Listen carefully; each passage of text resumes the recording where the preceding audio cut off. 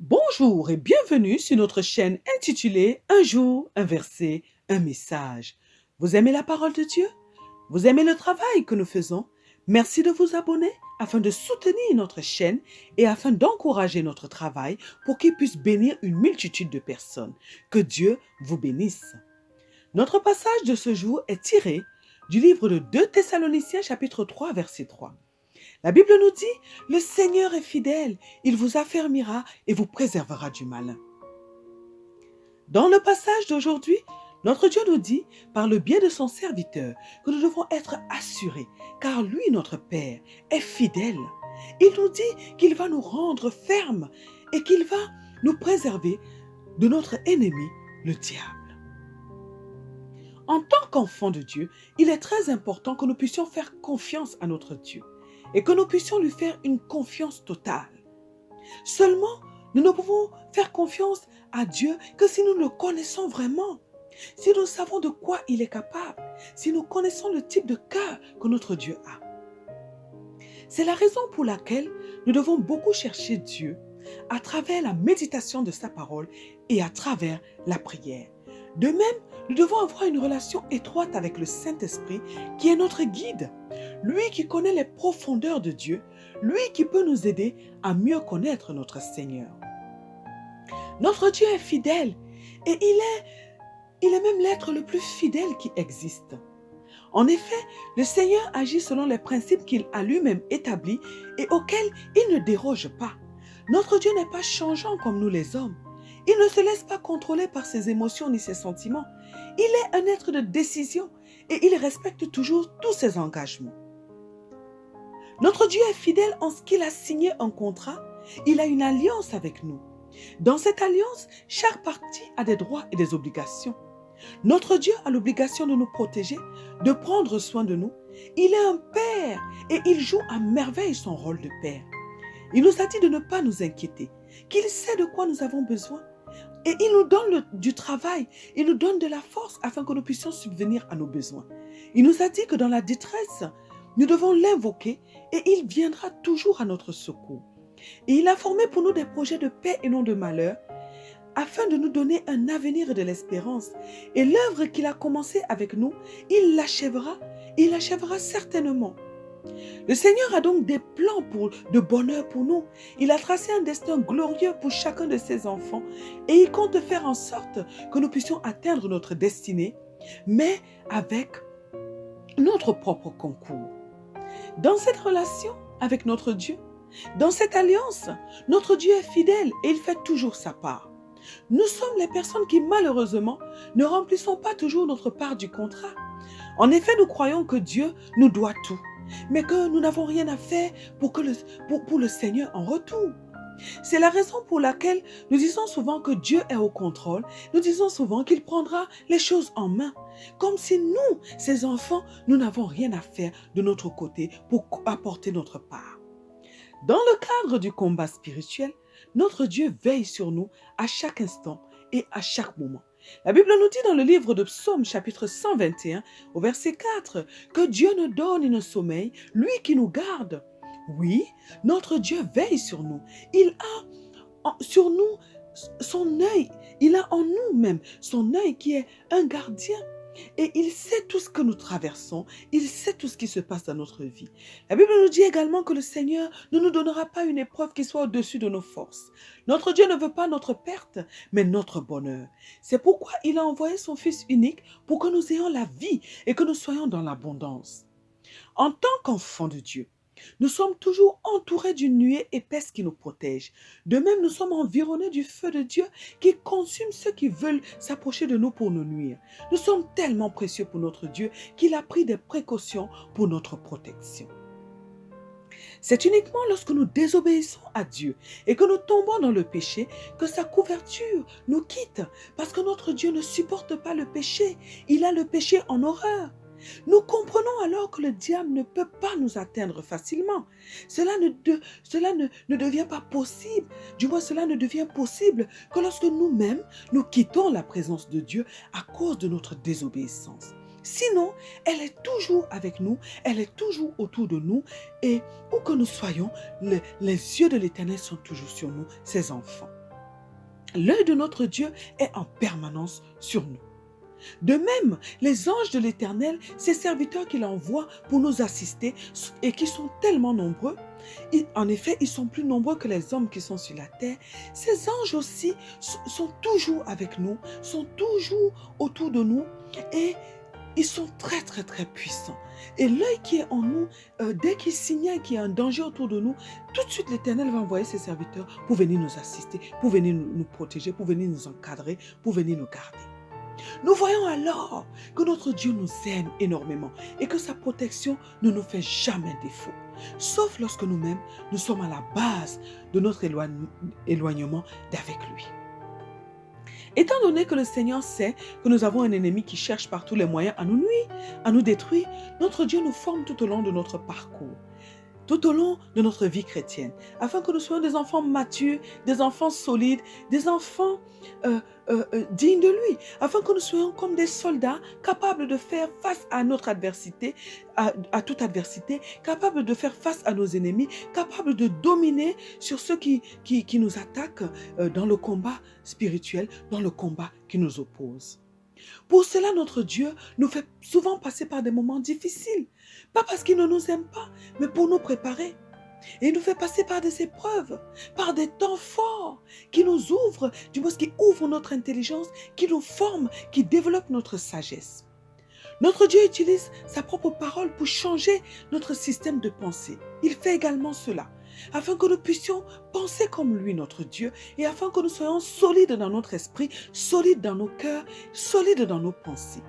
Le Seigneur, notre Dieu, ne veut pas tout faire pour nous. Non, le Seigneur n'aime pas du tout la facilité.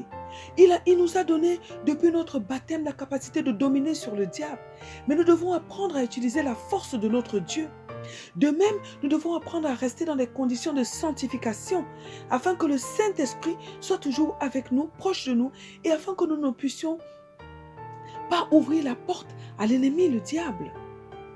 Nous sommes donc à l'école de Dieu, nous devons le comprendre. Il est notre instructeur de combat, nous dit la Bible, et c'est lui donc qui nous apprend à comprendre, à combattre à travers son Esprit Saint.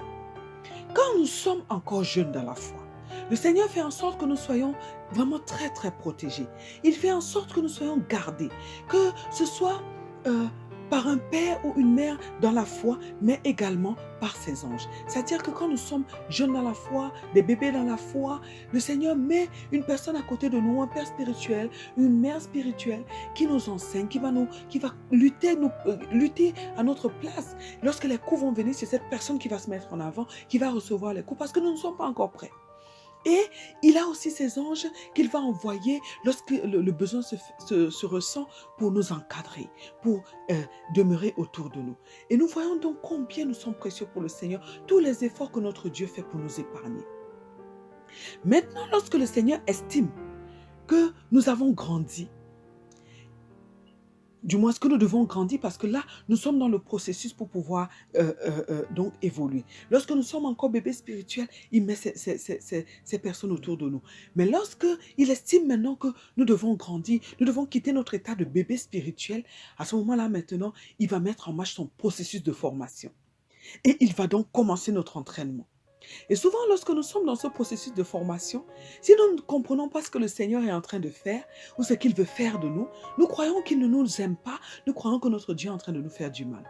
Mais si nous avons compris et que nous acceptons de passer par ce feu-là, parce que c'est un feu, c'est comme l'or qui est encore dans son état brut, qu'on va mettre dans le feu pour qu'il puisse justement donner le meilleur, la plus belle couleur. Oui, mais il passe par le feu. Et ce passage par le feu est douloureux. Alors, si nous avons compris ce que l'Éternel est en train de faire, à ce moment-là, nous allons accepter cette formation-là et nous allons donc grandir spirituellement. Et cela est très important. Le combat est quelque chose de difficile et d'éprouvant. Le combat spirituel. Et lorsque nous tombons dans les pièges du diable, nous comprenons alors que ce n'est pas une chose que nous devons laisser arriver dans notre vie. Oui, parce que le diable est méchant et il nous fait vraiment très mal lorsque nous tombons sous sa coupe, lorsque nous tombons vraiment entre ses mains. Aussi, nous comprenons que nous devons tout faire et que nous devons faire en sorte de ne plus jamais tomber dans ces pièges. Nous avons lu la Bible, nous connaissons tous l'histoire de Job. Nous avons vu comment Job a souffert comment le diable l'a frappé de maladie. Nous avons vu comment Job a perdu tous ses enfants, comment il a perdu toutes ses richesses, tout ce qu'il avait. C'est tellement difficile, du moins c'était tellement difficile que sa femme lui a même dit de maudire le Seigneur et de mourir. Mais ce qui est merveilleux, c'est que Job a tenu et que par la suite, il a compris certaines choses. Il a compris l'importance de l'humilité. Il a compris que nous devons nous oublier pour penser aux autres. Et c'est exactement au moment, du moins lorsque Job a décidé de prier pour ses amis, qui en fait ne l'encourageaient pas non plus à s'attacher davantage à son Dieu. Ses amis qui étaient en train de lui dire qu'il a forcément fait quelque chose de mal. C'est pour ça que le Seigneur est en train de le frapper. C'est lorsqu'il a prié pour ces amis-là qu'il ne le soutenait pas en réalité. C'est au moment où il a prié pour eux que l'Éternel l'a restauré. Donc ça a permis à Job de tirer des leçons. Et la faiblesse qui était en Job, sans même que Job ne le sache, c'était sa peur. Et il a lui-même dit plus tard que ce que nous craignons, c'est ce qui nous arrive.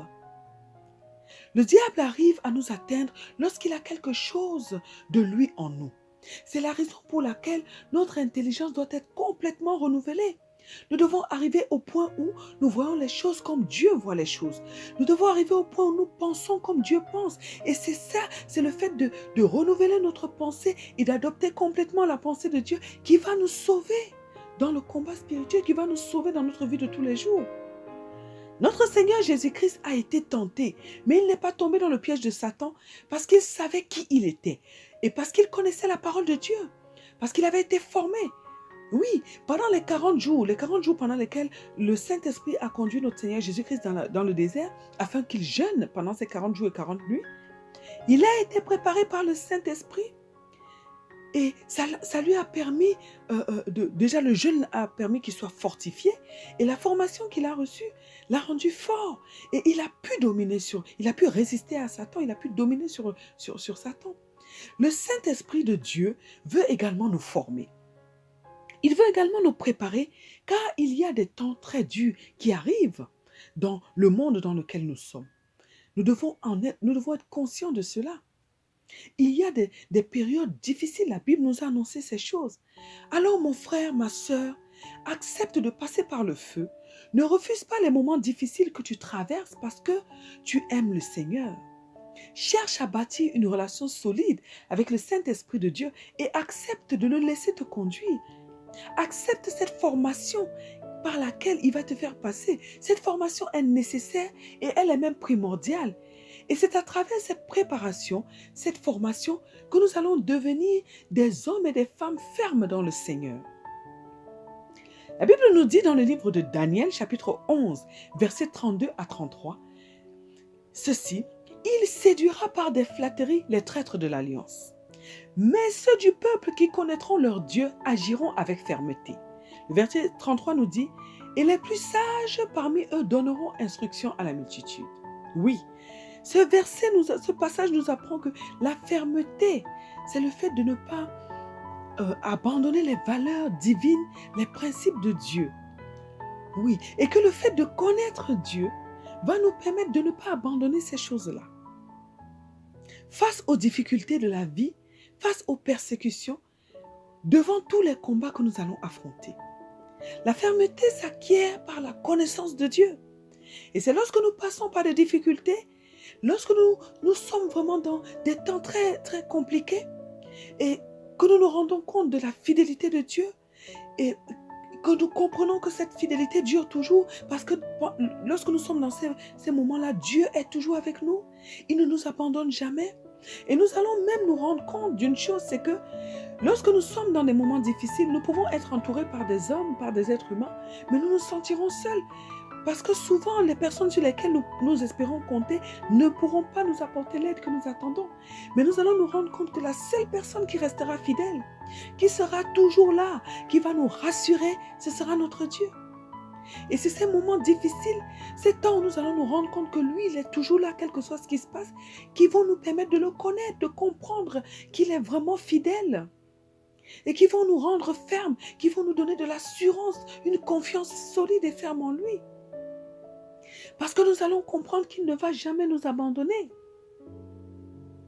Il y a quelque chose qui se passe en nous, dans nos cœurs, parce que dans les moments difficiles, parce que nous finissons par comprendre l'immensité de l'amour de Dieu.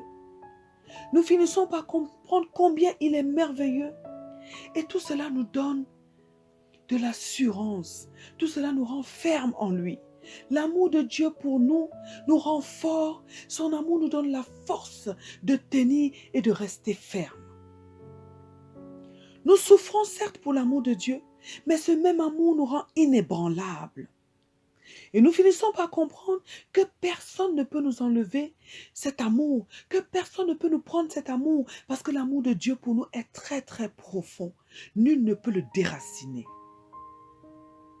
Notre Dieu a tout mis en œuvre pour notre protection. Dans le passage d'aujourd'hui, il nous rassure et il veut que nous soyons certains qu'il ne nous laissera pas le malin nous nuire.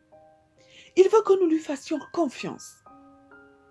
Il veut que nous puissions comprendre qu'il respecte toujours sa parole, qu'il ne change pas, qu'il est le même hier, aujourd'hui et éternellement.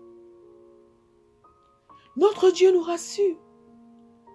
À travers ce passage d'aujourd'hui, il veut que nous puissions croire en sa fidélité et que nous acceptions le traitement qu'il nous inflige pour nous amener sur le chemin de la fermeté.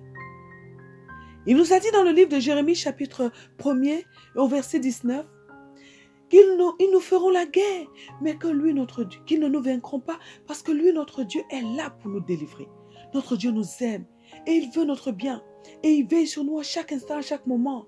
Alors, mon frère, ma soeur, décidons aujourd'hui de lui faire confiance.